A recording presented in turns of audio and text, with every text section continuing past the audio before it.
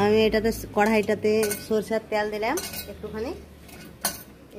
এটা যে সিদ্ধ করে নিয়েছি এটা হাতে একটুকুন মচলিয়ে নিলাম।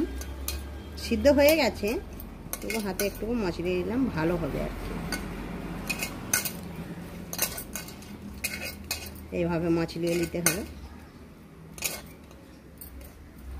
মচলানো হয়ে গেল।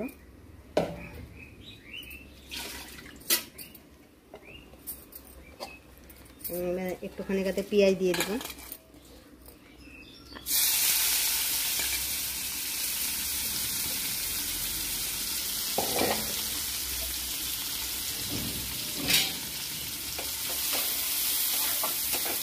পেঁয়াজটা একটু নেড়ে চেড়ে নিতে হবে।